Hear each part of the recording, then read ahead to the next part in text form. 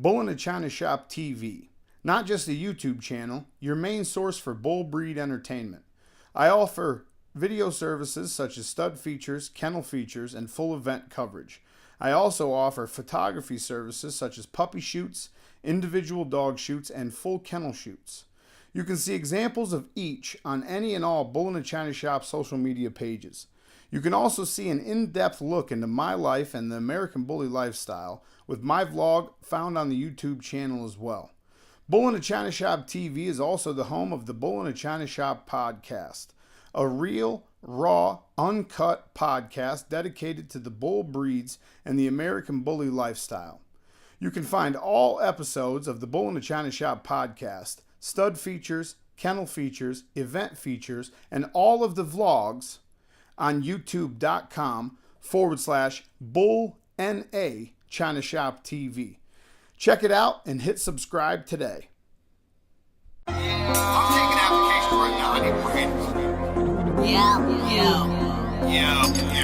What the fuck is going on? You amazing motherfuckers. And we are in a China shop back again. You want to advertise for something? www.advertise my shit. Bull-NA-ChinaShop.com. What the fuck is the week? Stop taking fucking pictures. The puppet is going to be hosted by yours truly, Ty Lonely Pine. No.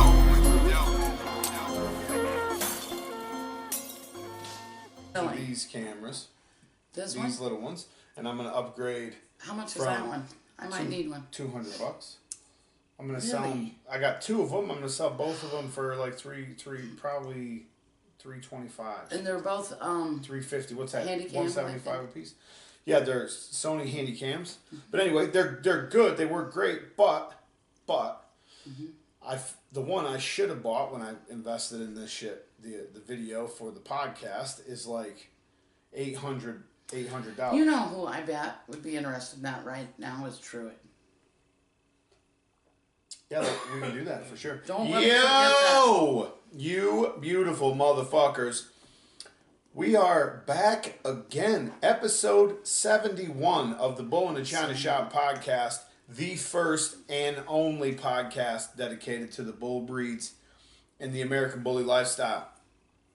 This week, I have joining me, probably, I would say, co-host of the year as far as bull breed podcasts go. It's actually a short list because there's only you. So It's a you're good list, I think though. you're gonna But I do want to say one thing. W's. I am not Ty's mother. Okay. So somebody commented on one of my pictures or something. Somebody commented on something and said that I do my podcast from my mom's dining room or kitchen table or something. This is Jamie Sweet, not my mom. This is her dining room table, though. Mm-hmm. No mistake about that. Yes, this is my table. Hey, Jamie, what are you doing this weekend? This weekend. What do you got going on this weekend? Well, this weekend, there's still time to get ready. We're doing a little thing called the ABKC Nationals this weekend. Just a little big show in Chicago. Yeah, if you haven't heard about it yet, you've got 3 days to get your fucking dogs ready to be in Chicago and then get them to Chicago. The ABKC Nationals is the annual end-of-year prestige event hosted by the ABKC where the top dogs of the year come to compete. If you don't know anything about these dog shows, there's only one show the ABKC throws itself as an organization. One show a year, that is Nationals. It should be the biggest event of the year. It's the national event. Yeah, it's like our Westminster. It should be the biggest event. Mm-hmm. If you own an American Bully, this is the biggest show of the year, period. If you're like heavy into the ABKC lifestyle, even if you own a fucking Frenchie or a Shorty Bull or whatever, this is the biggest show of the year, period. November 11th, Chicago, Illinois, at the world famous Navy Pier. There will be exclusive custom trophies and the coveted ABKC Best in Show multi-breed statue. Your judges this year: senior judge Rolando Mata, he will be judging the American Bully side of things this year. Multi-breed judge will be Ty Lumley. That's me. So, November 11th, like I said, there will be award ceremonies honoring our veterans. It is on Veterans Day. Nationals does fall on Veterans Day this year, but every year there's a big Wounded Warrior statue handed out, and Veterans Awards. That will be happening this year. Also, there'll be titling and awarding of the ABKC Top Dogs for 2017.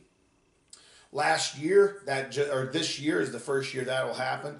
It used to be the top 10 went from January to January to end of December. It now goes the day after Nationals to the day before Nationals. So the top dogs can be awarded at Nationals. Great idea by the ABKC.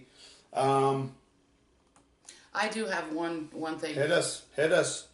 If you are planning to go to this, getting in late, tomorrow is the deadline to get your dogs ABKC registered if they're not already. Right. Have to be ABKC registered to show in the show. Obviously. And there's just too much going on that day to do it the day of the show. So tomorrow, you need to email them, and they need a copy of your registration and your pedigree and the fees. And you need to let them know that you'll be showing, and the girls at the office may hate you for a little bit because you're so last minute, but they will get it done so you can compete. I promise they won't. Not kidding. They won't not send you your shit, even though they're like, "Hey, you should have done this weeks ago." Yeah, they're planning on this. Along with you now, there will be worldwide attendance. There will be. I know for a fact there's people from Australia. I know for a fact there's people from the UK, from Europe, from Philippines, from China, from Denmark, Belgium. Literally, I'm not sure South Africa if they're going to be there, but I think every continent but Antarctica is accounted for at this Nationals. It's a worldwide thing. It will feature breeds such as the American Bully, French Bulldog, Shorty Bull, English Bulldog, Old English Bulldog, Bull Terrier, Mini Bull Terrier, Cane Corso, and American Pit Bull Terrier. Holy fuck. If you have a bull breed, bring it, show it, right? Well, register first, then get it in there. Yeah, great place to network. It's really a fun time. It's a good time to catch up with everybody throughout the year. Maybe you've seen them, maybe you haven't, but it'll be a fun time. Legit the biggest marketing opportunity as far as live being face-to-face, the biggest opportunity of the year. What was I just going to say? Oh, there will be food vendors, t-shirt vendors, choke chain vendors, snake chain vendors. There'll be vendors for everything. There'll be food and drinks there. There'll be activities for the kids and a lot more. I don't know what other. I know they're going to be doing some Midwest, Respect the Midwest Awards, some legends from the Midwest. Cool. So I know there's quite a few things going on. And a great diversity of people from all walks of life, all ages. It's everybody. Everybody will be there. It's a good time. For questions about ticket sales, booth sales, hotel information, parking information, the cost to get in, how you can get in without buying a booth, all those questions can be found at abkc-nationals.com. Obviously, I'll be there. I'll see you motherfuckers in Chicago on Saturday. And Rolando and I will do our best to find the best fucking dog in the country. That's all I can say. Are we going to talk about that tonight? Mm-hmm. Okay, great. We actually haven't done a podcast in a while. I had podcasts stocked up from that Cali trip, and I've been doing those. And we did one Sweet Life Saturday 2 weeks ago. And then, I don't know what, we were going to do one Saturday. I just wasn't feeling at all like talking about anything, so we did it. Plus, I wanted to make this a long episode because we really got a good topic to talk about tonight. And I cut my beard off. You guys can't see that. And it looks so good. I'm so glad you did that. I don't know if you guys can see that shit or not. I cut like 4.5 inches of my beard off. it feels a little weird. I feel like I lost a couple inches somewhere else also just from the beard. Better. Also, shout out to Dan from Australia, from Urban Bully, or whoever. I think that's who made this shirt. Whoever made the shirt from Australia. If I'm getting it wrong, I apologize. Shout out to you. This is ABKC Australia. It's got a huge gold fucking symbol on the back of it. Probably the most. Nice. Let me see the back. Probably the most gaudy. Oh yeah, I like T-shirt that. I could find. That's so nice. That's what I'm wearing around old 6 blocks tonight, getting my coffee. Oh, that's why we didn't have a podcast too. Squirrel Night. Oh yeah. Squirrel. Oh yeah, Black City. Squirrel Night, and I was out. I was in Yes, you were gone. Atlanta. Yeah, so it's been busy. Anyway, what? Okay. Okay, so anyway, I wanted to talk at length a little, get a little bit in depth on something you actually posted on social media the other day about shelters importing puppies for profit, and in turn, something that goes hand in hand with that, dog breeders being pushed out of breeding because of the new legislation they're trying to push. We have an article about that from California, from the smear campaigns that have always been going on. You know what I'm talking about. Celine Dion singing her fucking songs and the Listen. sad puppy in the shelter. Sarah McLaughlin. Am I attacking Celine Dion for no reason? I think you did. Listen, I don't care who's singing that song. But it's Sarah. You know what I'm talking about. That's a sick cat. They have always, not always, but the past probably 15 years, had this campaign to push people to adopt dogs out of shelters, and this negative stigma that the U.S. is overpopulated with dogs from breeders in the U.S., which is, in my opinion, fucking impossible. Let's slow down just a little bit, It's because fucking impossible. I don't know if people are even aware of. Let's start at the beginning of what we're talking about. HSUS. What do you need? The pet shelters. No, I had some cough drops here. Oh, 'cause I my have throat's some. been fucked up. I'll go get some. Anyway, so we have like 4 articles here. I'm just going to quote everybody. I don't know if everybody, but any people over 30 will remember the Oprah episode where she went on talking about puppy mills and these Amish breeders. It's all good, James, if you don't have them right there. I had some. I just not Mike Sweet hides my stuff. positive on where. purpose. I don't know what he did with the cough drops. But anyway, so if you remember that Oprah episode, after that episode, a huge push has been made to get people to get their pets from or acquire their pets from shelters instead of breeders. Adopt, don't shop. Bullshit. First of all, not even going to get into, how much easier would it be to educate people to educate breeders, regulate who can be a breeder and what you have to do to be a breeder. Hey, do you know where those cough drops went? How much easier would it be to regulate that shit instead of spending all this money? There has to be some other reason why they're pushing the shelter thing so hard. And we were looking at this article by thedogplace.com. Oh, I'm sorry, thedogplace.org. Since 2006, 287,000 per year puppy importation. So 287,000 puppies each year since 2006 have been imported for resale in shelters. I mean, this is not coming from me. It's not my opinion. It's not something I made up. Something that Jamie found online and something we've been digging into in a little bit more in depth. And in my opinion, we've talked about it for years. We've actually talked about it numerous times. Right. You've brought this up, and it's just nice to be able to have some fucking backup now. Like, this information coming out. Who knows how long it's even actually been out already? Right. And if you're a breeder, I mean, do you really know about the shelters and everything about the shelters and How much you paying attention to the shelter life? Yeah. If you're breeding dogs, Right. The animal shelters don't really like us breeders.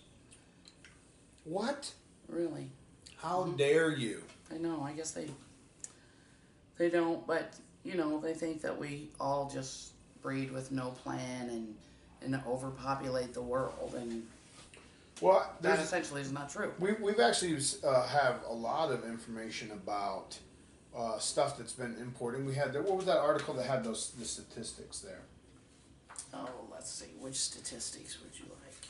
There was we printed an article that has specific numbers about. I think it's this one. It's just on a different page. But the numbers are fucking staggering. Yeah, right. they Just are. even state to state, 10,000, 20,000, 30,000 animals per state per year being imported into their shelters from Europe, from Mexico, from South America. And this is why I think it's important for us to keep some stats on what we do as the bully community. How many? How do you mean? I would just. It would be very useful to have stats on how many puppies are being produced and where they're being produced and who's producing what, Yeah, just and not to better records overall, crack obviously. down on anybody, but and look down our nose at anybody, but just to compare. Here's with another these numbers confirmation, not to cut you off, but confirmation, a separate article from a separate website. 287,000 dogs were imported into the U.S. in 2006, many with falsified or inadequate animal health documentation. Yeah, it's basically puppy smuggling. A lot of puppy smuggling. Oh, goes right on. here. This is the numbers I was looking for. Anyway, finish what you were saying about coming together. Oh, with the stats and things. Okay. So a lot of us, Just better documentation is what you're talking about. better Just documentation. document Yes, everything. I'd like to see. I'm a numbers person. I'd like to see numbers. I'd I'm like to the see. worst. Yeah, but I'd like to see graphs, just so we have a handle on it, so we know. Like a pie chart. Yeah, I don't know how many people would be honest. What do they Could call it be those? silly not to be honest with this? What do they call those charts where you make one bubble and then you make another bubble that intersects with that bubble and then you make a third bubble that I intersects think with? that's brainstorming. Maybe. Is it? I think there's a name for the chart. I don't know. I'm slow. But Obviously. there is a way, like, if you're not a licensed kennel, everybody thinks that the license is such a bad deal. A Venn diagram. Oh, that's right. Ha ha! See? It's in there. I don't know where it's at. It's in there somewhere. But as you know, I just went through licensing last week. It was very intensive licensing because we redid a lot of things. And I had a lot of questions for the inspectors. And the big head honcho got to come too. So it was an intensive licensing procedure for me. But, it shouldn't be scary for you to get a license if you haven't done that before. But I know that there's a lot of fear behind that because, what are they going to expect? How hard is it? We don't really know. There's a list of guidelines, but there's a lot of gray areas. You know what pisses me off about situations like that? We're at the mercy. If you're having like an inspector, because there's a kennel inspector, where you get licensed, there's a kennel inspector that comes out. If that's still a human being, okay? Yeah. So you're still dealing with a fickle, fucking yes, that's my issue too. Like person, that was my you're problem. still dealing with a human being. Yes. So you still have, if that person's having a bad day, even if my shit's 100% right, I'm gonna get marked up for little stupid shit that doesn't matter. Mm-hmm. That's what pisses me off about it. And then when talking to you about what happened a couple weeks ago, it was just like that's the last thing that most people want to deal with. Yes, I was very. Hey, welcome to the studio. We're on the air. We're live in the studio right now. Just had a member of the townsfolk come in the door. You ready for nationals?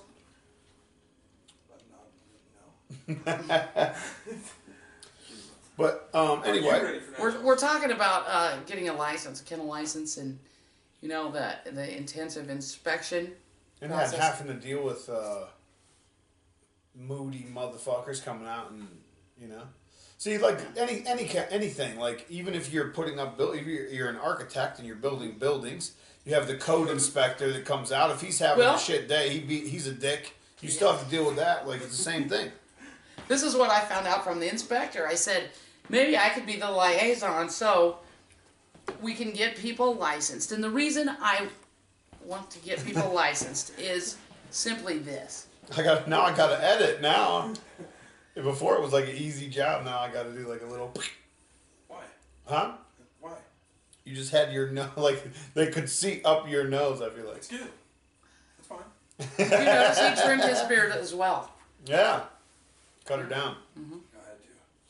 I just didn't want to go out like in my suit. Oh my. Yeah, that's how. The lum nasty. Yeah, that's how a man looks right there. But I didn't want to go out with 8 inches of fucking beard with my suit, my custom suit. I actually wouldn't have let you. It's a custom suit. I figured, I got to trim the beard down a little bit. Yeah, it looks For good. the custom. Are you ready for nationals? Oh yeah. You've been studying up your Let's standards? let's talk about that. We're gonna get back to the licensing in just a minute. This is much more exciting. Well, no. So much shit has changed this year because we're doing certifications. So much shit in the standards have changed that I've literally had to go back over every single. We were just talking about one today with the oldie. And the height, it's been a big controversy with the height, you know what I mean? Let's just get his opinion on that. He's weighed a lot of dogs and measured a lot of dogs in his lifetime.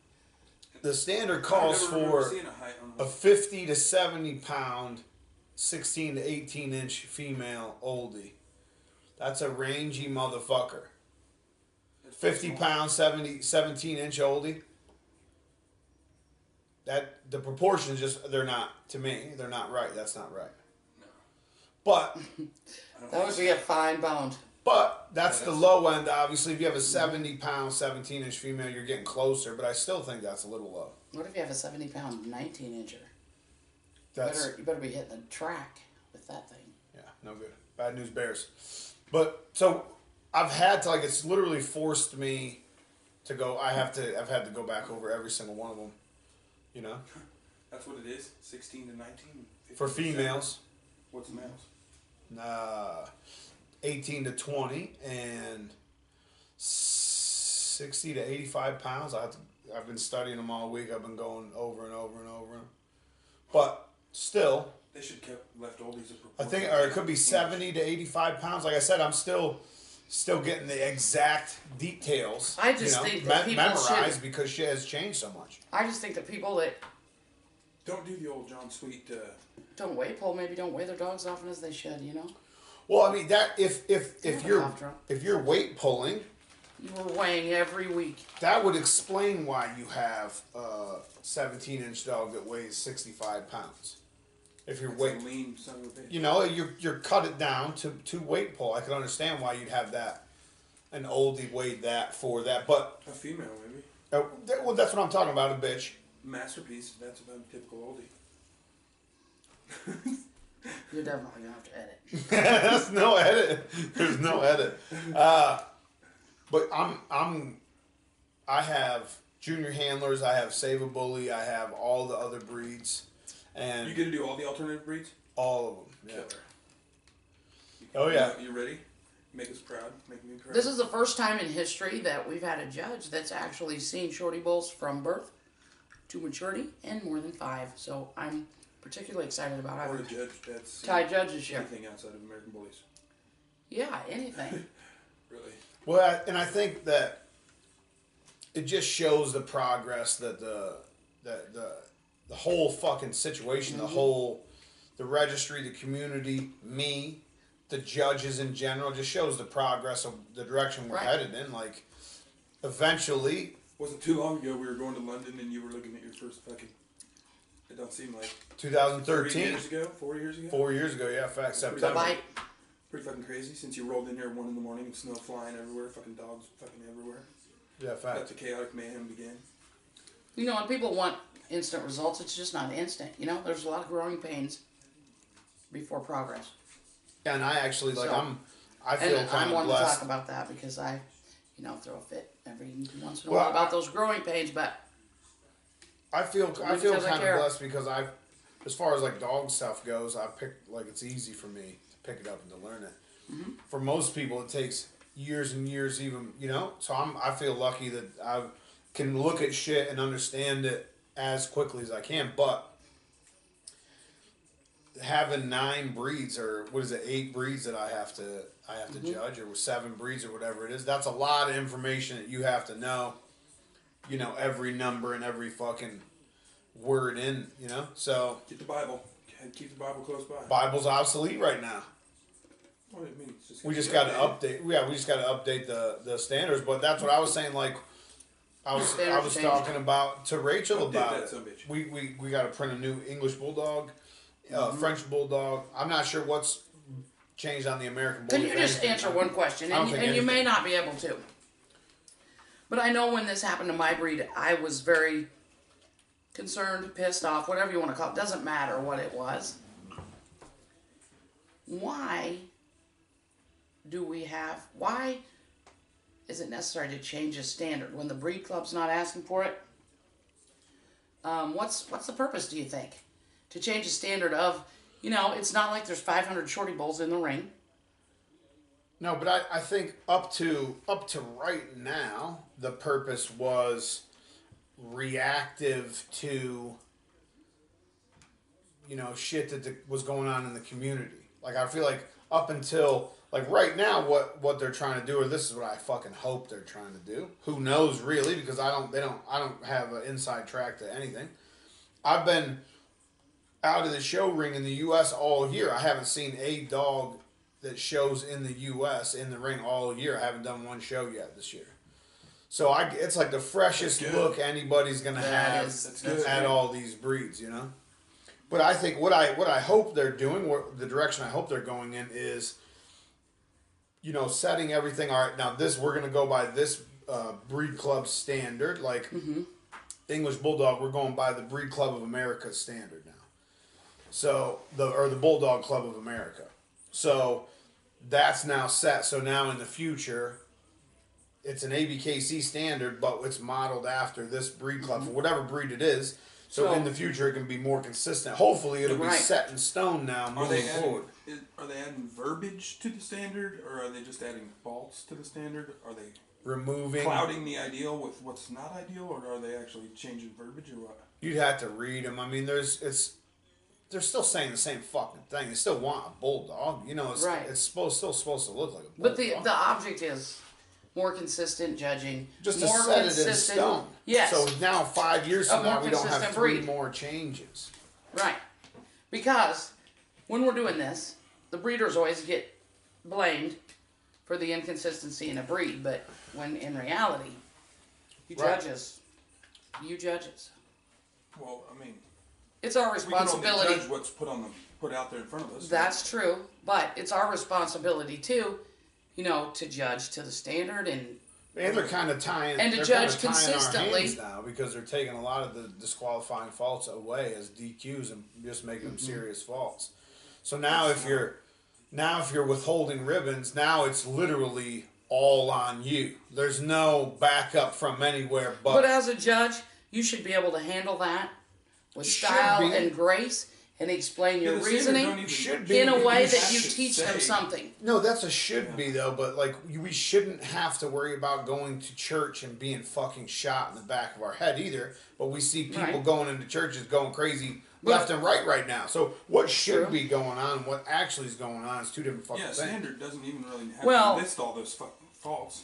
A lot of it's common sense shit. If it's outside of the ideal, it's obviously right. a fault. Because if we list everything but that it's not, DQs, like there's 5 or 6 DQs that are common sense. Yeah, like Brian Romero and the blind shorty that day. That wasn't in the A standard. blind dog, a deaf dog, a wry jaw, 1 testicle. That's common sense shit that should never even just be brought in the ring in the first place. But now, if you withhold on that shit, you can't dismiss it because it's not DQs for that shit now, for most of it. So now if you withhold on it, there's no backup from nowhere. It's on you. You're doing that. You know what I mean? Kind of leaving you out on the limbs for the social media justice warriors to fucking go crazy. I love that. As you can see where it got me. To the bench. oh, Johnny. Well, there's a couple issues that we have going on. We do have a big Not gonna be perfect. oversensitivity with constructive criticism, and then that depends on who it comes from. But another thing we have is we are, probably an AKC. The secretary probably didn't maybe breed dogs and, have the main breed. And, so we're still small. So we're still going to see some of these small problems, even though we seem huge. But it makes me appreciate. And we kind of hurried because, shit, it's going to hit Facebook and social media. And just like you said, we're going to get shot and blah, blah, blah, blah, blah. Well, We're going to get shot. In Chicago, that might be a fucking serious possibility. Oh, you are so going to have to edit this shit. Are we going to have metal detectors at the fucking... I'm just not even going fucking... Come on. I'm not going. Now, I have a lot of friends in Chicago, and they will back up everything that I'm saying right now, okay? It makes me appreciate the people like the UKC and AKC all-breed judges, because they have... Some of them have 50, 60, 70 breeds that they have to know that they're judging, And I have 7 or 8, and I'm like, my brain's fucking... Who's in charge of with AKC information, judges? Because I have a wonderful test for you guys. I think Who? Rolando. Rolando? Okay. Come on, I don't need more tests. This is what you need to do for your test. I got a huge Instead of test this Saturday. written stuff that you can just cram for, I think... Oh, like to get into, you mean? To like the test to become a judge, you mean? Well, I think you guys need continuing education. Right, and we're doing you need certifications right in the process you need right to be now. accountable. Everybody getting certified for all breeds. And I guess Everybody- And accountable if for their everybody does decisions. get certified for all breeds, that's a fucking joke. Yeah, I mean If that's there's not- special stuff. God bless our fellow judges. There ain't 35 motherfuckers that know shit No, about my- 9 breeds of dog. Listen, well, there's They've only like ever a had 9 dogs. no, and there's like a 4-step process to it. So whatever chaff is in the bin will get fucking out of there. We'll get weeded out of there. Hopefully, whatever fat we do have to trim, but it doesn't matter. Like, it doesn't mean if you're not an all-breed judge, doesn't mean you're incompetent. It just means you're not judging all-breed shows. Judge American Bullies, and you still have shows to judge. Right. You're just not judging all the fucking breeds because you're not certified yet, which I agree with that 100%. We should be certified. How we get the certifications, that's like, I mean, there's a lot of ways we could do that for it to be successful, but everybody at least needs to go through a fucking certification. well, everybody ought to get somewhat of the same education, so everyone's at least on the same page somewhat, Right. and the same Yeah, continuing to education. begin with, exactly. Yes, that would help greatly. Like but to create a baseline almost for everybody. Like everybody's got the exact same information now going forward. Whether you agree with this shit or not, this is what it is. Judge to it, which is And- fine. We've seen, unfortunately, like- we've seen places where this oldie goes through Oklahoma, remember? Oldie goes all the way through in ring 1, and it's bounced out in ring 2, bounced out in ring 3. Right. Now we look like fools. Yeah. Well, that's happened before. I don't think that happens as much as it used to. I think we've seen improvement in that a little bit. I think a lot less dogs got dismissed this year because I took a year off. That's what I think. That's probably true. I mean, and I honestly, if they want to make it to where we can't dismiss dogs, I don't know if I agree with that No. at all. Well, As a I don't. judge, no. I won't. I won't. It puts you in a shitty fucking position. If there's 5 dogs in the ring that all should be dismissed, I now got to give one of them dogs a ribbon or be the guy that's withholding. But you need to for ask for yourself. no viable reason or whatever, Why? Just because it's on me now, it's my opinion. You guys don't deserve a ribbon. There's nothing backing me up to say you guys shouldn't be in here. Like it puts us in a shit fucking spot. Right. Yeah, that's But right. you can write everything in the world, and I mean, at the end of the day, that's just part of the pressure of being a judge. Yeah, and people are going to be pissed no matter Yeah. what, if it's written down or not. You're going to be loved by 1 and hated by 1,000 come Saturday. Fact. You're going to have 1,000 motherfuckers, fuck that motherfucker. Fact. You're going to have 1 person, oh my God, thank you so much. I mean, you made my whole day. Well, I got 7 breeds, so I got 7 people that are happy. happy. 700 that hate your guts. Fuck, man. But nature of the beast, really. Yeah, Right. Some of them will appreciate it and cuss at you through their teeth and go on about it. And But you have to ask yourself, as you're in there handing that out, if it's a ring full of crap, like you said, and that they need to be dismissed, what you need to think about, does this animal need to be bred? Do I need to encourage this to be bred? Do I? Well, not only that, but that's my name's now on that fucking ribbon that I just handed out. And like, who is influenced by the dog show? Are you influenced by the dog show? Are you? New people. No, I am. Are you? New people. Am I? Newbies. Right. So that's who, Which newbies are also a large part of the reason why shit gets fucked up so fast is because they carry so much clout in the and God bless newbies. We need some newbies. But I think they should be schooled a little bit differently as well. It's not I'm all about to make everybody happy. Educating the judges, to but make we also it have very to. consistent. That's one of the biggest reasons why I started doing the podcast in the first place, because there's no source of information for new people coming in. There's nothing. Mm-hmm. No educational source where they Well, can why go is there to not? learn about. To me, if I were running any one of these 47 fucking registries that we have, I would be putting out a public education campaign. I mean, that would be part of the fucking. Okay, can I interrupt everybody right here? On your This is website. going to tie back into this. Okay, this is why it's important, and it kind of ties it all together. If you're a licensed kennel, the state provides education because you have a license, like the Kansas Pet Professionals. Yeah, but you may not like the that's name. Generic pet information. I'm talking Yeah, but it's about. like laws and shit. Yeah, Well, we should do educating it. someone on the Yes. fucking breeds themselves. That should be done But you don't too. want to educate everybody either, because everybody thinks they know something right away when they don't really have an understanding of it, because you just haven't put in the experience. Or Well, the it needs to time. be like nursing school. You know, the these people foundation sit down behind a computer nowadays. needs They to be click built twice, on. and all of a sudden they know. Well, Yeah, there's more to it than that, you know. Fact. just a little more. Yeah. Just a tiny little bit more. I did dogs for a long time before I ever clicked on a computer. But that's something we talk about all the time. Like, it's great to be able to read these articles that tell you how a Right. dog is supposed to generically be built. Like, this is how a canine's built. Hey, fuckbag, that's how everything with 4 legs is built. Right. You know what I'm saying? Yeah. That's how 4-legged animals are built. All human beings that stand on 2 legs are built in the same number of bones and the same general anatomy. Doesn't mean we all fucking are built exactly the same. Right. People from this region of the world are built like this. People from this region of the world are built like this. Like, form follows function. What we talk about all the time. Like, I don't know. How you evolved. I say evolved because we're rapidly evolving these breeds. What we're doing is like rapid evolution. Way too rapid, yeah. Right, sometimes way too fast. But so we're evolving these dogs to look like the function that they're serving. Like Well, we they're don't think Well, don't and really have now function. they don't have a function. Yeah, now there's no function, so we're just There's building no dogs job. to the eye. So they don't have a job. They're not built to pull a sled, or they're not And do built you to know protect why- a herd. They're not built to hunt a raccoon. You know, they're built because that's fucking cool, man. For everybody listening that can't see or has no idea who that voice is that's talking, it's John Sweet.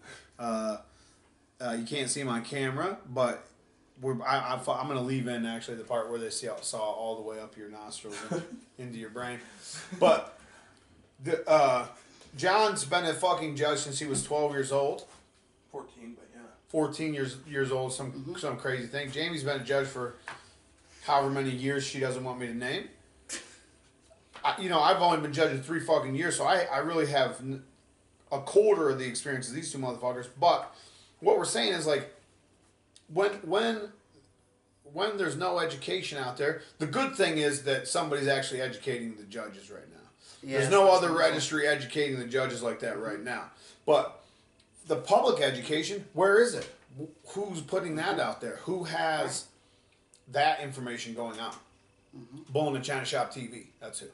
Yeah, I'm trying to show Right. TV. I need Right, a t-shirt. you are getting a t-shirt. version of this that you won't get somewhere else. Why aren't there The t-shirts? reality of it. But let me go back to T-shirts one are in the thing. works for sure. 100%. Hey, in my book, the second podcast ever's in here, but that's for later. Listen, I got a question for you too. Did you see her yearbook? She got a We gotta- Facebook yearbook. for I'm so last excited year. about this yearbook. I want to have a special section just for this yearbook. Okay. It's That's actually so cool. pretty dope. Like I was kind of is busting really on it earlier, cool. but it's actually pretty dope. Okay, let me ask you guys this. When you were applying to be a judge, you know, you had to meet this, and you had to produce this many champions and blah, blah, blah. Do you know why that is? Do you know why you're supposed to produce those champions? Yeah. Experience. Yeah, because you're supposed to breed those champions and then show them to their championship. But the breeding is very, very, very necessary. And I'm not talking about 2 litters in 4 years because you're so freaking ethical. You did us all a damn favor. You didn't do us a favor.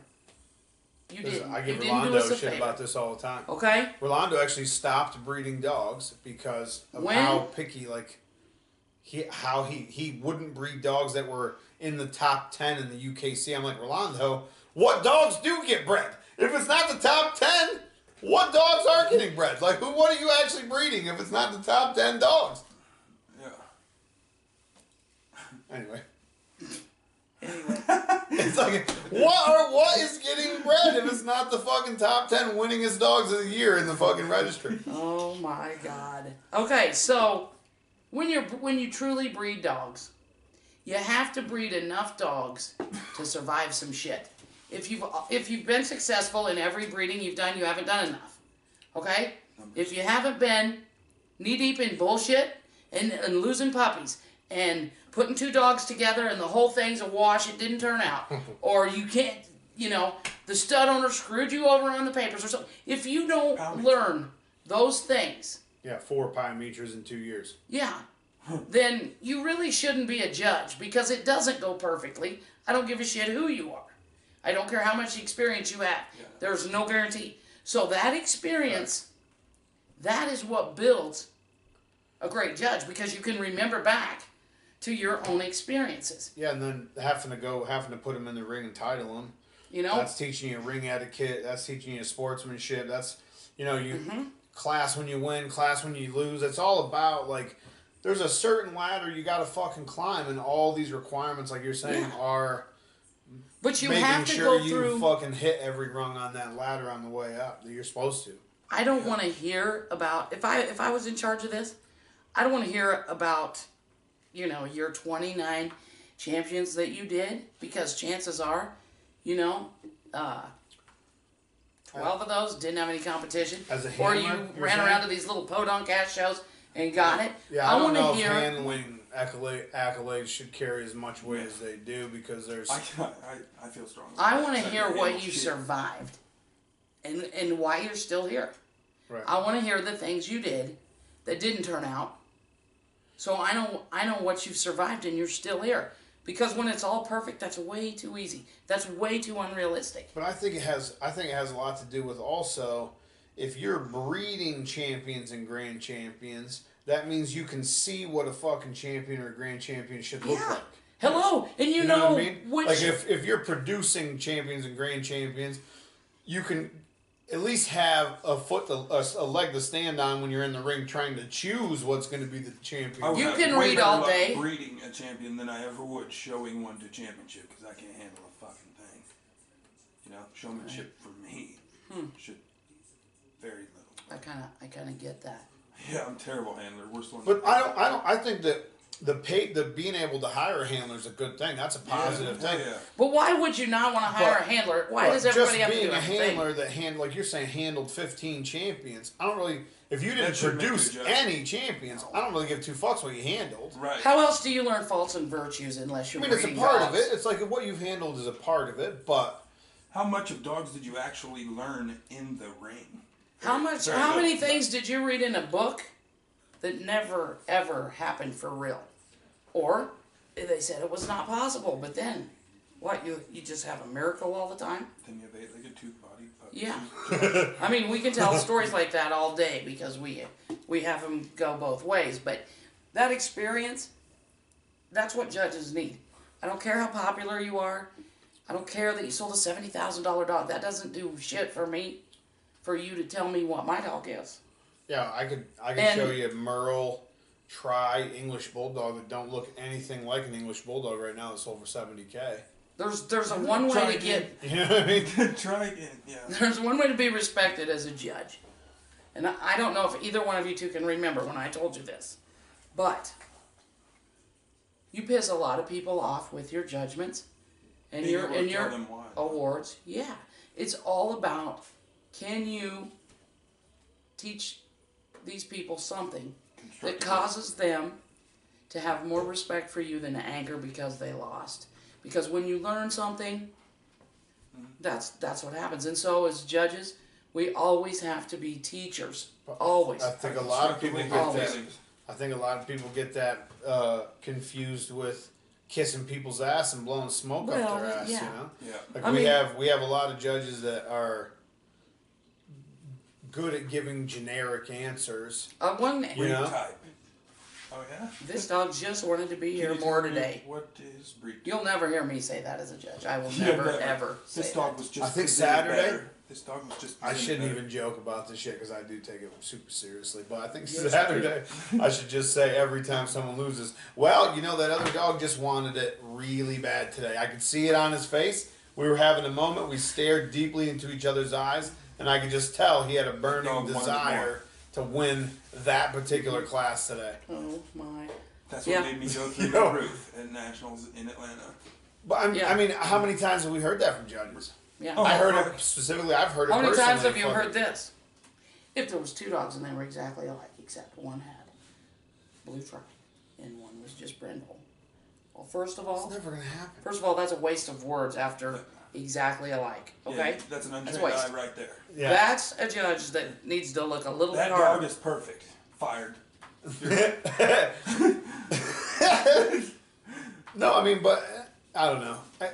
I shouldn't joke about it because I do take it super seriously, and like Saturday is going to be a big fucking deal. I do want But let's get this out there too. I do Ty. want to be proud of every single fucking pick that I make.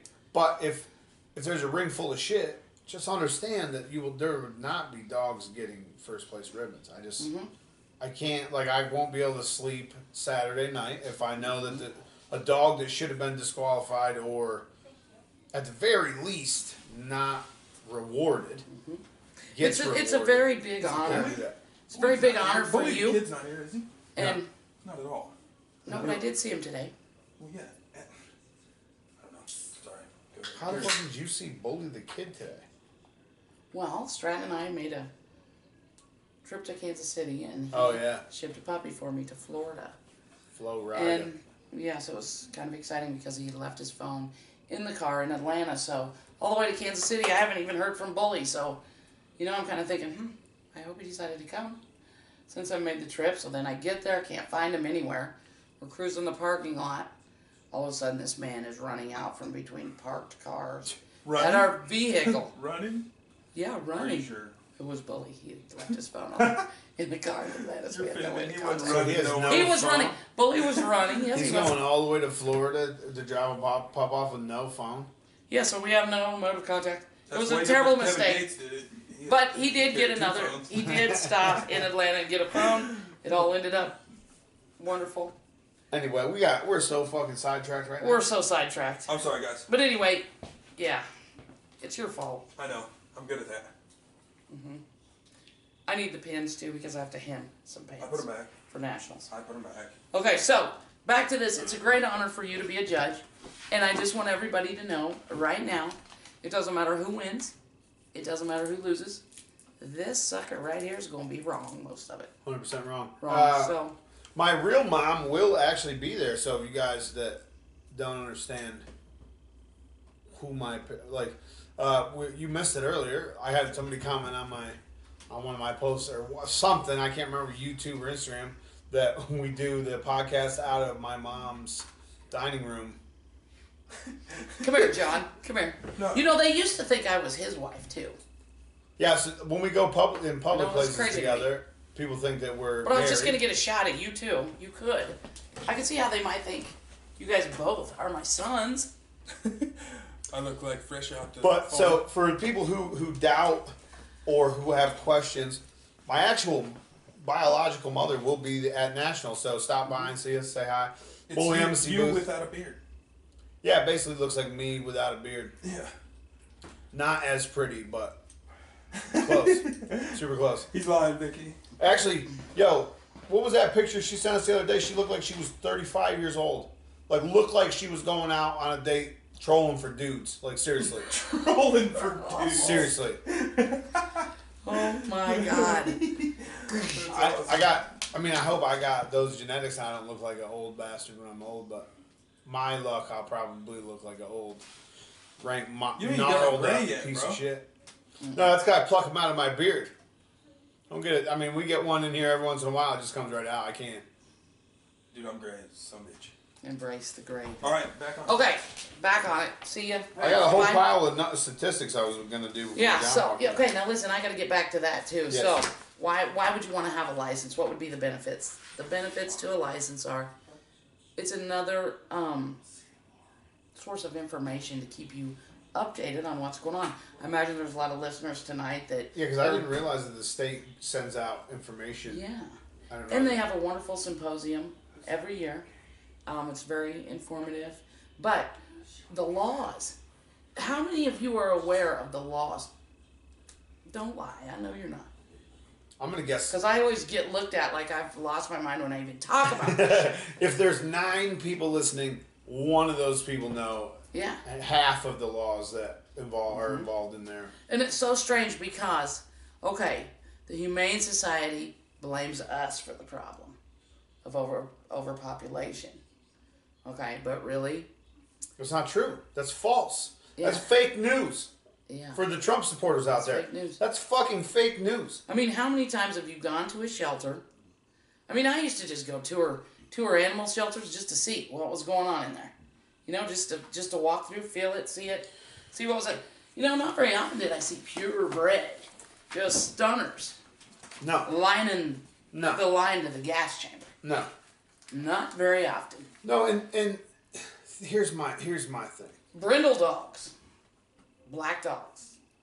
But most of the They time, don't get it often. we all know That's the what they people say. who. I even did an episode on it last year. We all know the people who buy a Christmas puppy and then it's 3 months old, Mm-hmm. you know, in a month, and they got to take it to a shelter. Right. In reality, that's pretty fucking rare, right? The dogs that go to the shelter are the fucking crazy, aggressive, neurotic, you know, dogs that can't figure out how to not shit on themselves when they're in a crate. Those are the dogs, seriously, those are the dogs that get pushed a lot into of them do shelters. have issues, and then they're like rehabbed there. And yeah, rehab there by people who were educated by who? Are they rehab specialists at every fucking vet clinic you go to? No. It's Sandy that just graduated the fucking vet tech school down here that don't know shit about shit. She's rehabbing dogs. So now you're going to adopt a dog. You've just adopted the craziest dog at the shelter who's now been rehabbed by Sandy, who's only had 6 months experience with dogs in general. And then your kid gets its fucking face bit off, and you blame the breed instead of blaming yourself for not getting a dog, whatever breed, from a reputable breeder instead of going to a fucking shelter because the media told you to go to a shelter and adopt a crazy ass dog. So we're flooding the world with all these contradicting pieces of information. You know? Right. But as breeders, we don't have the sad song and the sick cat crying and, you know, give us your money and we'll do all this. We ought to. We should get like... But if you want to support your shelter, go buy some towels, go buy some dog food, we should do that. Go buy something they're actually going to use. Right. And there But that way, but be a place for shelter shelters. yourself. If you're a responsible breeder, when someone has to get rid of the dog, you should be taking that back, and you should be set up, if you're breeding, to provide that animal a place to live until you can decide what to do with it. That's your responsibility as a breeder. If you can't do that as a breeder, quit breeding dogs. For sure. You know, For sure. I don't mind some of the other things, but that thing right there, you put it out there. So take care of it when it's a problem. And then these people would be out of a job. Fact. So listen, just let's get back to some of these numbers that we were talking about. You start on yours. I'll have mine here. This is a direct quote from, I don't have the website on here. I believe this came from the dogplace.org also. In Colorado, of the 90,000 dogs received, 12,600 of them were received from outside Colorado, representing dogs entering the state through quote-unquote rescue channels. And, let me interrupt right there. I'm Copy. sorry. Pit bulls are banned there. They're put to sleep on site. Yeah, fact. Fact. In over Denver, these not in Colorado. wiener in general. dogs and not Shih in all Tzus? of Colorado. It's a Okay, county to excuse county. me. I was wrong But there. in Denver, or whatever county Denver's in, Denver County or whatever, they had a huge, like 10 years ago, killed 3,000 dogs, some crazy, 3,900 dogs, some crazy thing, when they banned the breed there. So, so 12,600 were received outside the state, representing dogs that entered the state through quote-unquote rescue channels. The remainder includes 24,000 dogs returned to shelters. 8,600 of them were transferred between shelters in Colorado and other movement in and out of the state. That's just in one state. 90,000 dogs received by Colorado. This is 2006. This is 10 fucking years ago. So imagine the numbers now. Imagine the numbers now that these people are importing these. I mean, they're basically mutts. They're basically set up channels to where they can buy whole litters of mutts, intact dogs, not fixed dogs, intact dogs, importing them into the shelters, feeding the puppy mills, feeding the fucking pet shops, and then adopting what is left over out of that. It's crazy shit. I'm going to read something really, really, really super I got so crazy. many more numbers. Hold on, just one more number. 16,800 of the 130,000 dogs received in Virginia appear to be rescues. So 130,000 dogs imported into Virginia, just Virginia, appear to be rescues, but movement of dogs within and out of the state are not well monitored. So a lot of these dogs are just going back and forth over international lines because it's much easier to import something into the United States than it is out of the United States most of the time, in most cases. This is where we need stats. Let's talk about this bully breed gang. The numbers are just crazy to me. That's a board that has a lot of action, a lot of members on it. I'm just using it for instance. Right. Do you think all the breeders there produced 130,000 puppies last year? Fuck no. 130,000. We need stats, people, and we need them to be true Yeah, listen. to protect ourselves and fight these battles. If you go look on like Hoobly, that'll probably give you a somewhat of a look on how many actual litters or puppies or dogs there are for sale, but there's still no actual numbers. Somebody's going to say this. Puppy Well, sales. go ask the registry. How many did they register? I'm going to tell you why that's bullshit. This is a fact. If you had 6 puppies and you're a little bit crooked, you probably had 8. If the registry's not asking for individual DNA and picture proof on each puppy, that can easily happen. For sure. I don't want my stats from that. Also, that's the litters that are getting registered. That's a fucking maybe not a tiny percentage, but not maybe half. It's not accurate. Right. Half of what's actually being bred. So those Exactly. numbers are not even going to be close either. I don't think so. Yeah. It's crazy to me how many dogs are actually being imported into the United States just specifically to be funneled through again, quote unquote shelter or rescue channels. Mm-hmm. But again, that other article that we were reading was talking about. Okay, here we go. Right here, the black market puppy smuggling. Yeah, I just think a lot of people are not aware of how common this is in the astronomical Numbers. I mean, importing Would you like me sick, to read some things from that? importing sick puppies. Basically, what is going on is. Basically, what is happening is the government. I hate saying the fucking government because it sounds like a Looney Tune, but the government is actively buying litters from brokers, litters from puppy mills internationally. Not even puppy mills, large breeding operations internationally. They're buying these whole litters, importing them into the country, funneling them to pet shops, funneling them to puppy mills here in the U.S. to keep them going, and then funneling what's left over into the shelters to be adopted. What does it cost to adopt a dog out of the shelter?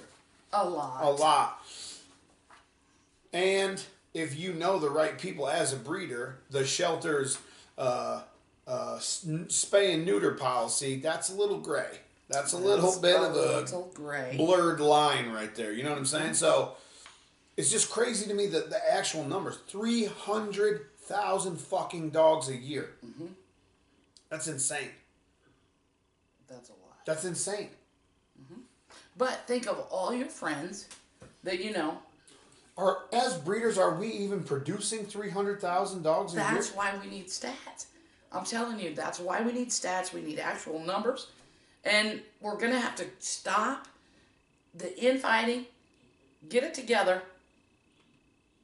Kumbaya and all that. Well, we don't have to even like each other. The But bonfire and the hand holding and the singing. no, we don't have to do that. I'm not all about that at all. Not one bit. I hate that stuff. Not about that at all. But I'll tell you what I am about. I will go to a symposium and I will fight for my right to own a dog right next to the puppy mill and rip that, you know, But what's your pisses definition me of a off puppy because, mill, well, I don't know. I mean, I really, I can't say this. Is it numbers? Right? though? Does No, the actual it's not. number of dogs have No. anything to do with it, whether it's a puppy mill or not? No, not in my opinion. I don't think so. I think it's, you know, It's quality care it's conditions. quality care, it's conditions, it's socialization. What quality of life does that dog have? I'm not saying every dog needs to sleep in a bed, you know, on Fluffy down pillows. Yeah, I'm not saying that because, yeah, mine don't. But I learned a long time ago, dogs, you know, don't miss what they don't know. So You got to make you know, if 100,000 you're in kicking my them, house before you start sleeping on down pillows. You got to make. you gotta this not okay. eat shit at my house. Okay. I tried that down pillow stuff. That's how I became a pro on, you know, foreign objects in the gut. But anyway, this is really going to set you down. This is scary. AB 485. Any idea what that is? Yeah, we when she pulled this off of the computer earlier, I was like, my jaw was like hanging from my face. I can't fucking believe this is even being proposed. I get these heads up and these things because I'm a licensed kennel, and because so are puppy mills. The puppy mills pay the lobbyists. They let us have dogs. Let me tell you, they're very aware of the laws. You know, when we're just doing our thing in our community, we don't really pay attention to the laws like we should at all. No, but I feel like you're saying puppy mill. Let's not say puppy mill because there's a negative. That's nothing but negative goes with that. You're talking about more like large operations. When you say puppy mills, like I'm thinking like 600 dogs were rescued out of a puppy mill in southern Alabama. I'm thinking, you know, 4 inches of shit and piss every single. We don't even define. That's the not word. what she's talking about. She's talking about large breeding operations. Yeah, large breeding operations. Like they mill out puppies like by the hundreds. It's a farm. It's a dog farm. Yeah. Instead of producing livestock, the motherfuckers produce dogs. I mean, yeah. There is those operations all over the world. Yeah. And, you know, we're not all going to agree on that. But anyway, here's the scary thing. AB 485. No, but you were saying they pay attention to the laws more. Yeah, and they pay the their lobbyists. livelihood. Yes. Right. I mean, think of their overhead compared to ours. Their overhead's huge. Crazy, right. Yeah, so that makes you kind of pay attention to laws a little bit. Yeah, no shit. A little bit If your more. monthly bills are more than what Yeah. most people make a year, I'm sure you pay attention to the shit that can shut your operation down or potentially double your fucking bills every month. Yeah, and it's a whole different lifestyle. It's a whole different marketing. It's just so different. I'm not saying it's good, bad. I'm not saying that. I'm saying AB 485 doesn't give a shit what kind of a It breeder literally you says are. anti-breeder legislative alert.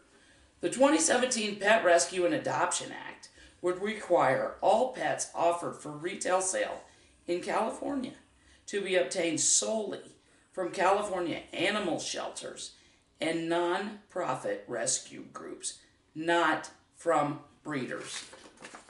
Now, this is literally coming from Chuck Bridges, the president of the California Federation of Dog Clubs. The guy, I'm just guessing, with the title like the president of the California Federation of Dog Clubs, that he knows what the fuck he's talking about when it comes to legislation against breeders. Here's the text of the current bill, okay, without the preamble. The people of the state of California do enact as follows. Section 1. It is the intent of the legislature to enact legislation that would promote the adoption of animals from shelters and rescue groups and encourage humane practices in the purchase of dogs and cats offered for retail sale in California.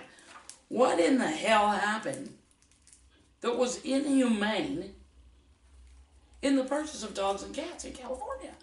So what And this how thing often? is saying There's some of is- those stats we need.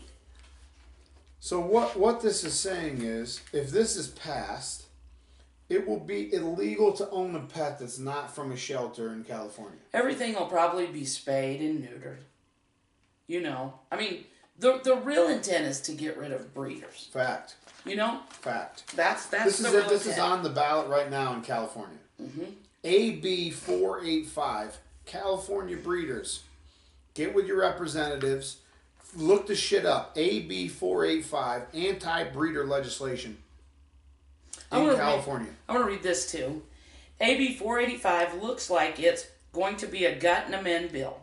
And we can expect, given SCIL's history, that the bill will become anti-breeder and anti-owner as it progresses through the state legislature.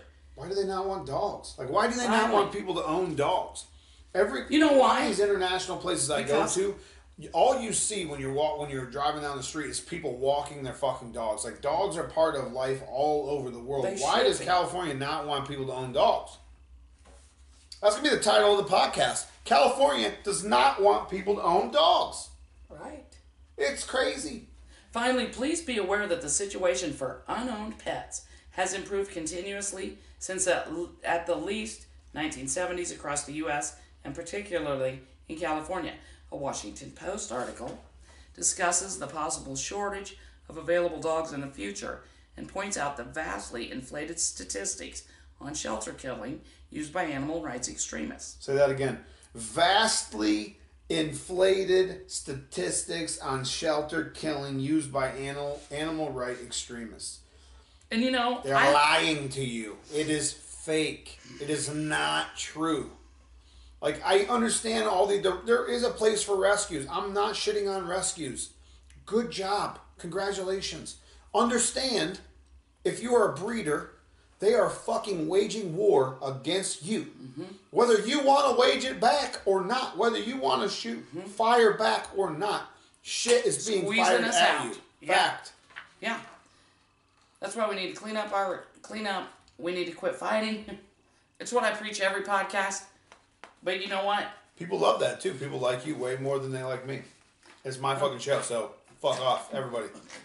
No, but really, you know, fighting keeps everybody busy so they can do their stuff. Yeah. That's why they sneak these in. It's, you know, it's serious stuff. And I think social media, Facebook particularly, could be used in such a fucking powerful way to bring people to get people on the same page. But what do we do instead? We sit for hours and watch people talk into their own reflection on a fucking Facebook Live video. No, we're fighting Ranting about nothing. who's a Shut the fuck shitty up. judge and why they lost. That's what we're fighting about. And somebody's personal life that should never be on there anyway. Right. Well, they're going to take our dogs, and I don't mean to sound like an extremist here either, but I'm telling you, They're Laws already are in the getting process of taking the dogs. laws are getting tougher. On a positive note, we did an episode about a little over a year ago, about BSL in Montreal. That shit was abolished. That is no longer a thing. Really? Montreal no longer has BSL. I'm actually Wow. still digging into it so I can get all the info, and then I'm gonna do a half an episode just specifically about that, because we had, I think, 111,000 people sign this petition. They didn't obviously all come from the show, but we shared the link. I feel like I'm a part of it anyway. And it got pushed off. The hearings or whatever got pushed off for this BSL up there. And I think 2 days ago or 3 days ago, it got shut down. Really? Shut that motherfucker down. Wow. I'm going to read something else. Accusing American breeders of causing overpopulation and high shelter kill rates is not safe, moral, just, or fair. Groups that convince the public that breeding should be restricted or banned should be looked at closely by legislators. Somebody has got to ask the question sooner or later. If all breeding is regulated, restricted, or banned, how would these nonprofit groups continue to operate? The answer is obvious. They don't need breeders here. They can continue to plead to the American public's emotions about some dog in BFE while they pursue the removal of the American dog breeders and their constitutional rights. That's you guys. And BFE means That's Bumfuck me. Egypt. That's Ty. That's how big business works. In order to make more money, to get more orders, or to increase the profit margin, they remove anything or anybody that could be remotely considered competition while still keeping their sources in place.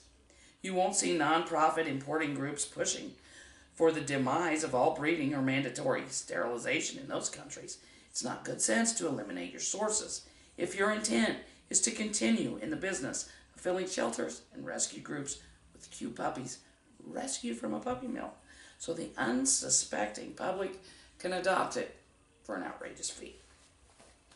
Listen, can we just go over a couple of things? What the fuck? TheDogPlace.org. I like this place. I like this website. I want to reiterate two things. Accusing American breeders of causing overpopulation and high shelter kill rates is not safe, moral, just, or fair. You think this doesn't affect us? How many people are proud to say, I breed dogs? I just did an article on this too. Yeah, no one. Yeah, it's scary to say that. No one. Can't How be many saying it people too are loud proud to to the wrong say, people. "Oh, I'm proud of it." I rescued this dog. This is from a rescue." Congratulations. Congratulations. Yeah. You just contributed to the importation of illegal fucking animals being pushed into shelters, basically. The other thing is, if all breeding is regulated, restricted, or banned, how would these nonprofit groups continue to operate? Veterinarians, rescues, pet shops, all literally rely on breeders to fucking stay in business. If there was no cat breeders, dog breeders, bird breeders, reptile breeders, rabbit breeders, if they all go out of business, vets go out of business. There's no need to have vets. We have no dogs. If no one's breeding the dogs, no one's breeding the cats, birds, reptiles, whatever the fuck it is, there's no need to have the vets. There goes all the veterinarians in the country. Listen to this. Hold on one second. Sorry. Pet shops. That's How what many I'm pet talking about. shops are there across the fucking country? All the breeders stopped breeding. What are you Yes. buying? What are you buying from the pet shops? This You is understand what I'm the saying? sort of thing. But they're not worried about this because they're still importing animals from other countries. So they're going to ban breeding here, import animals from other countries, and sell it themselves. So they're going to be essentially brokers selling to the public from other countries while we sit here with our thumbs in our ass, And who not being ne- able to breed anything. And who needs papers when you adopt something? Buy registries. See ya. Yeah, there's yeah, that's Not necessary. They eliminated them too. Gone. No more regulation there. Although many pet lovers believe the problems with puppy mills have been largely solved by closing the pet stores that sold puppies, in reality, the problems become worse. At least the brick-and-mortar stores could be inspected and regulated. They had to be licensed. They had to keep medical records. And their transporters could be inspected. It was not a perfect system, but now it's all being done underground behind a virtual curtain. It's worse for the animals that are being put through the suffering. It's worse for the people who buy a puppy, only to lose it because it never had any shots or proper care. Or was taken from its mother too early, so it would remain tiny. This is the Very war on interesting. drugs all over again. Mm-hmm. The more you regulate shit like this, the more you push it underground. The more you push it into the hands of people who are not doing it the right way. So now you've pushed it into now it's a black market situation. Now it's an underground situation. Who needs shots? Who needs proper vet care? Who needs health screening? You don't need any of that. No one's regulating your shit anyway. I mean, I don't agree with pet stores, but like the article's saying, at least the pet stores were regulated, inspected, licensed. They were worked with veterinarians. Like, at least that shit was regulated. Now. But let me ask you this about a pet store.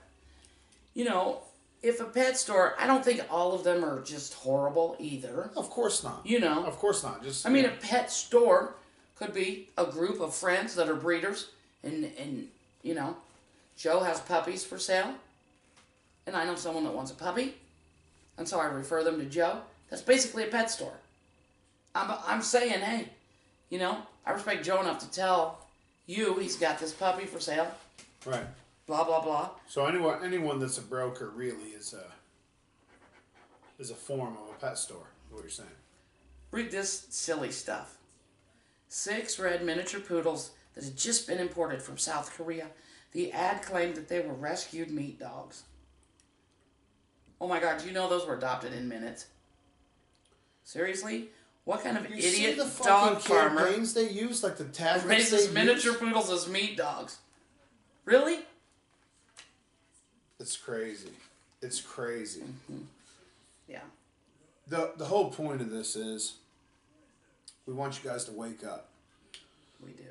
We want you guys to speak out about being a breeder. Stand up for what the fuck you believe in. If you don't feel the passion to stand up for it, at least try to educate people when you have the chance. Pardon me. Yeah. We're going to put links. I'm going to put a link to the dogplace.org in the description so you can go and find this information. But it's just like the numbers are fucking outrageous. And the evidence. And here's the thing. If nothing else, everybody doesn't need to be a breeder. Let some breeders. Right, and let some breeders breed, and I think what gives this shit fuel is the fact that some of the breeders that are breeding are not doing it the right way. Right. We still have backyard breeders contributing to this bullshit. There's no question about that. That does give a little fuel to these motherfuckers making these legislation, these new laws and shit. But just like Jamie's saying, if we can't even get together and go enjoy a show on the weekend, how the fuck are we going to get together and fight the powers that be, demand, whatever you want to call it, against this bullshit like this? Yeah. They're gonna weed us out. If we don't even have numbers, if we don't know how many bullets we have, how are we gonna go to war and be accurate? Right. And I'm terrible with recording things and like writing down stuff, but I think you're 100% right. Like, it's going to cause more work because we let things get out of hand. Remember that. Always remember that. But if that's we why could it's show important. that those numbers are fucked, if we could show that those numbers are not even close, like there's no way there's 500,000 dogs getting killed every year in shelters in the United States. You're fucking crazy. You're telling me there's 500,000 dogs being produced every year? And the breeders are doing that. And that's from breeders? And they're just giving up things. Yeah. And they're just getting... No. No. Like, that's common sense. But when you think about the pet boom, we used to have kennels. And kennels were what? Kennels weren't 2 dogs in a backyard. Kennels were big. They were facilities. And you could have pets that were show dogs and grand champions. Right. And you did not breed. Because your thing was to show them, to pay your handler, to go watch your dogs do their thing. These people bred dogs, but then what? Now everybody's a breeder, and they're a handler, and they want to be a judge, and that's where we got screwed up. I blame that on money. I blame that on money, and I blame that on this. And it's money based. It's okay if not everybody's happy. I like it okay. when people aren't happy. Well, I enjoy making. that's who we have to thank for a lot of these problems. Trying to make it inclusion. Everybody's not going to fit. Every dog's not going to be on top wonderful of that. as a It's show we dog. want everyone's $20 that we can get. It's $20. Can we want if you want to register a litter, you send us your $20. You're going to get fucking paperwork for it. You're going to be able to see. My thing is, but it's more the money that certain breeds attract. Like rat terriers probably don't deal with half the bullshit that English bulldog breeders deal with because of the price difference, the price point difference in the sale. If you're selling a $10,000 try English bulldog, you're going to deal with shit that $600 rat terrier breeders don't deal with. How many of these things do we have to have before we realize there's some things that we thought were a good idea that are fueling the fire? It's a horrible idea. How many, papers? Let's talk about papers. Papers used to be leverage. And that's what they were. And they were, you protected those because they were worth, they had value. You couldn't just replace them. Right. You couldn't white out on them. You couldn't, you couldn't just call somebody else and go get a set. They're selling them motherfuckers on eBay right now for 2 for $40. Well, I mean, how many little registries do we have that register anything? And if you don't even have to go to eBay. Yeah, no, you don't. But I mean, I hope people realize in hindsight. Yeah, in hindsight, I hope you made your $400 friggin' dollars that have cost us thousands because of that. I mean, that's part of being responsible. Don't support all that shit. But I mean, how can we expect people not to support that when that's what's being pushed through the fucking media? The entire media system. Because we have to say no.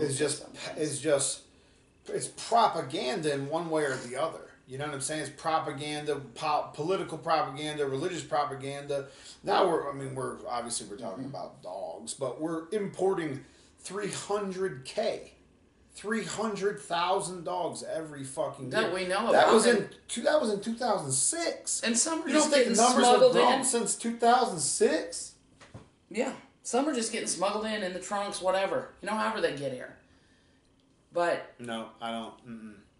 I mean, part of this problem is because we sat here and didn't say shit. Yeah, that's why we have to blame ourselves for that because we didn't say no, because we didn't stand up, because we wanted everybody to feel okay about this. That's welcome to what you. Also, because we have such a problem saying I'm a dog breeder and I'm a radical, and I like to holler and scream. But if you publicly state that you're a dog breeder, there's a certain stigma that's going to be placed on you no matter what the fuck you do. I know, and I'd like to call it a canine artist because that's what I really feel I am. I feel it's art form. But I think that is just a little too fruity for me to say. I tried saying it for a while. Canine artist. Canine artist. They're like, oh, really? What's that? Artwork. We like to... I don't know. It frustrates me. It frustrates me because there's going to be a certain percentage of people who hear this and see the evidence and read the articles and still condemn breeders and still carry that negative stigma towards dog breeders. You know what I'm saying? Mm-hmm. We're not all scumbags. We're not all trying to breed the biggest piece of shit we can to sell it for the most money we can. Some of us are trying to build something that, somewhat of a legacy that lasts longer than just us being on this fucking planet. So when we have a chance to fight this shit, when we have a chance to to get together, to come together, and at least say something about it, we ought to be able to do that. I think social media could be such a great tool to do that, but it just gets used in the opposite. Well, someday people will look back and think I fought over this stupid little stuff when it didn't change anything. It caused pain that was temporary to some people. It didn't change anything. Right. It didn't help us. It didn't make us better. And this happened while we were doing that dumb stuff. That's called maturity. Experience. Really. Need to get you some. You need to have enough hard times and enough. But I'm not trying to be negative about it. Just saying, I don't think the good stuff's appreciated. I don't think it's appreciated as it should be. But think about this. Up until 10 years ago, I don't know the exact fucking date, but up until the last decade, how many people's thoughts and opinions did you actually have to deal with on a daily basis? Probably 10. Right. Maybe 10, like maximum. When you were teaching, 10 fucking people's thoughts and opinions you got on a daily basis. Yeah, that's what you answered to. Now you get how many people are on your friends list? 5K. So now you have to see 5,000 people's thoughts and opinions and bitches every day, all day. Yeah. Like it's an overload of information. It's the first time in American in human history that this much information is being shoved into everyone's brains all at the same time. I don't think it's good. But what I'm saying is, like, we could use that. We could take that platform and unite people. Right now, what it's doing is dividing people.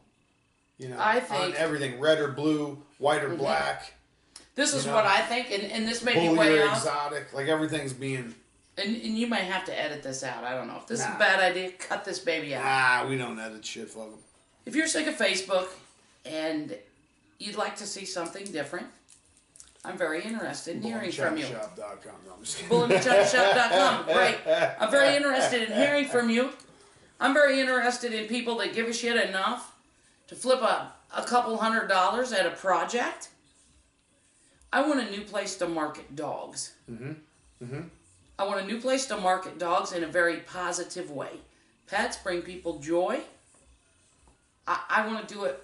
I want to do it the right way. It's not going to take a whole lot of us. Let's get off Facebook. Why do we have to even be on there? Let that be for the new people who haven't come this far. But it's going to take a group of people with skills, with talent, and wanting to invest in this, to make this nice, to make this seen, to understand we don't have to like everyone or everyone that's on it. We have to follow rules. That's it for the greater benefit. It's definitely it would getting be killed. more beneficial if you lead that project.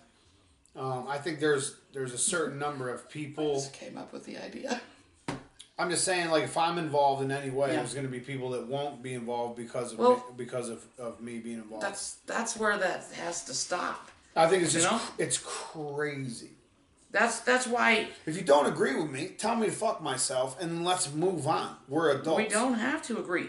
We do not have to agree. We don't have to like each other. We don't need to hear each other's opinion. We don't need to vote. These are the rules. How about that one time? How about you follow some rules of something you invested in? People, it's like what you're trying to do is she's trying to start a cult, is what she's trying to do. I'm just playing. It's after it sounds like we're looking for people who are motivated, who are educated, who are, I don't know, paid, that have money. That sounds like you're trying to start a cult. No, I'm not trying to start a cult. Jones, how's it going? I'm trying to. I got this cool. You're gonna burn your way out of the fucking stronghold there, Waco, Texas. Is that what you're? No. Anyway, speaking of Facebook, though, that is a perfect segue into this. Oh, this thing. Okay, say the. Okay, we're gonna get off the negative stuff because I feel like I've just ripped and torn. This is actually super badass. Okay. one of the cool things about social media. Okay, this is truly one of the best things Facebook's ever done. So before I ditch on Facebook, I'm gonna get all these yearbooks, okay? Then I'm out. No, but before we touch that, seriously, if you're interested in getting on that train to help Yes. us combat these motherfuckers that are trying to run breeders out, I'm gonna make it a personal one of my personal missions to put something together to kind of come back at this shit, because we don't have enough media out there, positive media for breeders out there. We just Yeah. not, where there's none. and If you go to iTunes right now and type in breeder podcasts, you're only going to find a couple, and this is going to be one of them. So we're not AKC, okay? We're not trying to be AKC. I'm proud that we're a different group. Let's get together and let the whole world know that we exist and we stand on our own 2 feet and we like it that way. yeah, we're dog breeders. Fuck everybody. Yeah. Why is it okay to breed goats and not okay to breed dogs? Why is it okay to pack 60,000 chickens into a fucking metal building and cut their beaks Why off? do we still have kids hungry in America? Why does school lunch suck? Okay. Why, Really? Like you just want like fucking Why? School lunch. school. We can't even get that shit figured out. Fact. I thought there was a guy like that had a TV show that was like pushing for change in American school lunches. Yeah, Was it a there's British been a guy? lot. Yeah, well, we need to. I mean, we can't even. We I haven't have had bigger cable in like problems 6 years, so I to have worry no about. idea. You know? Isn't that crazy? Like sometimes when people talk about what's going on TV, I feel completely lost. I feel Welcome to Ted, my world. I'm like Ted Kaczynski a little bit, like half of Kaczynski. Mm-hmm. Because I just don't do cable. I don't do the news. I don't do any of that shit. I don't either. I've never. You're not poisoning my brain, America. Right. You fuck. No, I'm just playing. We really had one channel growing up, and we had to have a thing that you know. I just don't like commercials. No. With YouTube and Netflix now, I don't have to sit through commercial. I don't do that. I don't have to do that. Mm-hmm. You know what I'm saying? Anyway, Okay. what's it called? This is called Past Book. Past book. Past. It's it, fucking right? badass. I was picking on her. I was trying to talk shit a little bit earlier. I was so excited about this. Now I want to tell you something. I post a lot of pictures on Facebook. Like there's not hardly a day goes by that you don't get several pictures from me because I love to do it. So this is random, and it's your year in photos, and they put this book together for you. But So you got that at pastbook.com. yes, past book. Mm-hmm. Yeah, and you pick your year. So You pick the pictures that go No, in it? it's all random. You just say, I want my year from 2016 off Facebook. Now, this is not every single thing. It's not every single thing. Holy fuck, that's like a Well, I coffee post- table book. I can post a lot. Yeah. I know That's it's a beautiful. legit I coffee love table this book. thing. But anyway, I get mine, and look who's on the cover. It's a great picture. It is a shorty bull, but it's not my dog. I didn't produce this dog. I don't know this dog. So, but I think it's that's really only funny pictures that you posted, or pictures that were also posted on your pictures timeline? that were also posted on your timeline. It's like, it's more than the highlights. You know? Yeah, but so Like many to every people I like don't 3 even of your know things. post on my Yeah. shit. To every like 3 of your things, there'll be one of someone else's. I don't know. This just lit me up. I was so excited to get this. You know, I didn't know what it would be like. I don't know if you can see it or not. Fuck yeah, they can see it. This is like a yearbook. And I lost a couple years of computers and stuff, so I just have my stuff on Facebook.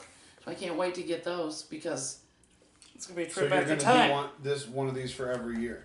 You're going to have a Yes, stack I of am. past Yes, books. mhm. And everybody that comes. Hey, We'll see past them- book. We'll see them on the coffee table. If I you're, should be if a you're wrap. hearing this past book, we post on social media a lot, okay? We also deal with motherfuckers that post on social media a lot, so Like these are other people on these 2 pages that posted. That's Jet. looking for sponsors, past book, let me know, you know what I'm saying? Let me know. You get on the Bull-NA-ChinaShop train. Yeah, it's just cool stuff. Some of the dogs have passed. You know, Am I in this book anywhere? you're in this book. Look at Coop, baby Brian face, Cooper, Harry. baby face, Coop there. Yes, you are most definitely in this book. And I'll That's be actually glad really if I cool. do. It's like a yearbook from Facebook. Yeah, I'm thinking I'm going to take this to nationals, and you can go ahead and sign my yearbook. Can I sign it right now? Yeah, you can. You know, friends that have come and gone, they're in here. Dogs that have come and gone. Dogs that have come and gone. Yeah. What's Things that this from? Vodka, ocean spray, cigarettes. Wonder why you ever even posted? They're in here. Remind you. These. You know?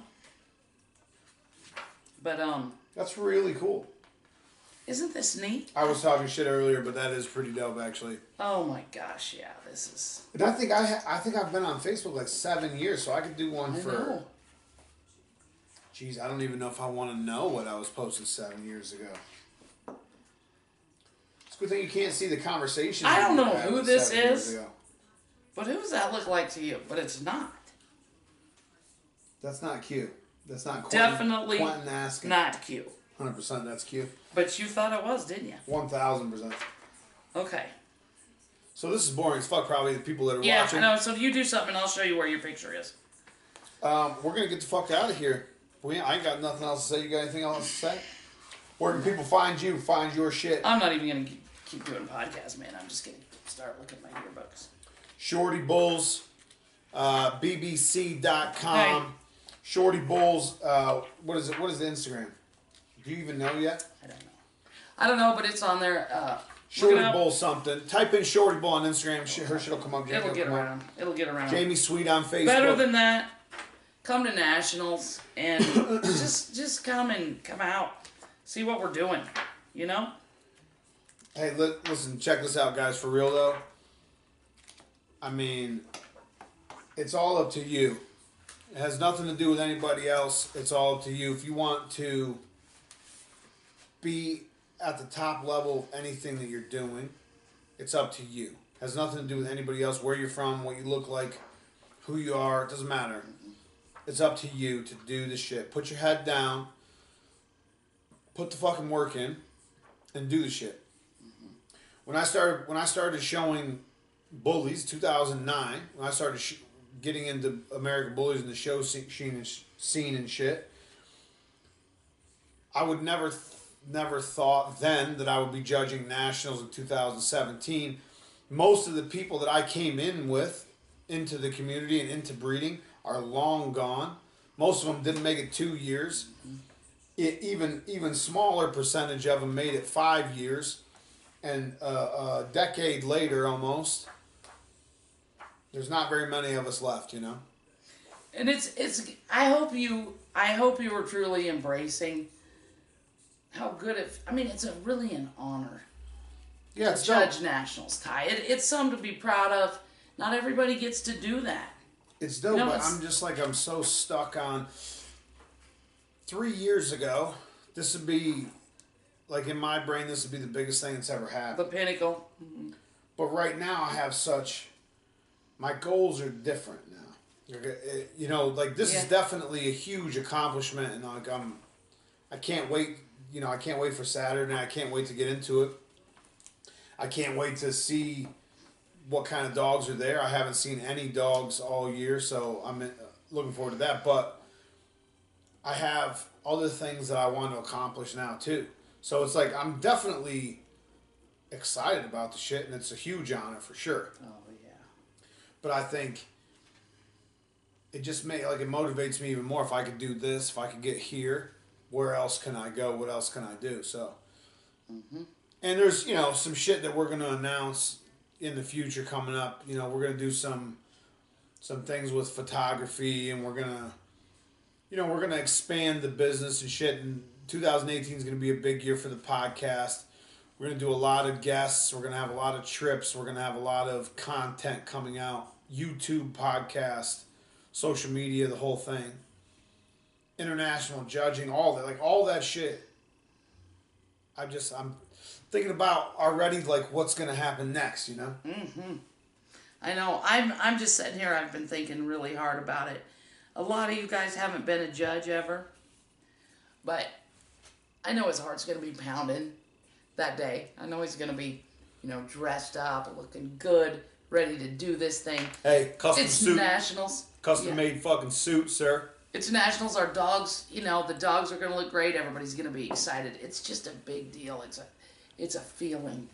It's a feeling. It's different for all of us, but it's an exciting feeling. And I almost couldn't handle it. Like when I almost won, I didn't even win. I almost won, and I almost couldn't handle that. Like that. yeah, Like to me, winning with a production is just as big of a goal for me as judging the show. Yeah, yeah. Like winning nationals with a production is bigger, like a loftier goal for me than actual judging the show, because I'm a fucking breeder. Like I produce crazy looking dogs. I want to show that to the world also, not just my knowledge of the breeds, right. but my ability to produce also. So I think after this year, that's going to be a huge goal to check off the list, is winning a best of breed with a production at nationals. Something I haven't really been serious about before, but that's because I really wasn't super. The past few years, I haven't really been super active on the show scene with my own dogs. Let's talk about what it takes to get ready for nationals and what different people do, because I know our regimen around here changed. Oh my gosh, probably in September we were getting ready for nationals. We started, we looked at all the dogs, which dogs do we want to take, who's coming in heat when, who's having puppies when, are they old enough to show, are these too old to show, whatever, and we made our little list. Do you have to run around and grab a couple more points so you can go to nationals on this level? Or do you want to go as a class dog, a champion, a grand? There's definitely all kinds of strategy to it. Definitely strategy behind it. What are you feeding your dog? What are you doing to, work your dog so he can be presented at his best and look his best? You can't change a coat overnight. So if you need to work on coat, that's a good month. There's just a lot that goes into it. It's a super unique situation for me too, because not like along with judging the national show, I have a dog that's like on a worldwide level. People are coming to see him specifically at the show while I'm, judging at the same time. I don't think that that's happened before with the judge, you know what I mean? Not that they're not breeders, because some of them are, but to have a dog that's on that level and to be judging at the same time, usually that timing doesn't line up. So it's a unique situation, like the whole way around, because I'm involved in so many different fucking aspects of this life. Mm-hmm. It's going to be crazy. I mean, it's going to be crazy no matter what. I know. I'm really looking forward to for people that are coming to see Maestro, 10:30 to 11:30. That's the only window we're gonna have. You want to meet Maestro, get pictures, just see him, put hands on him.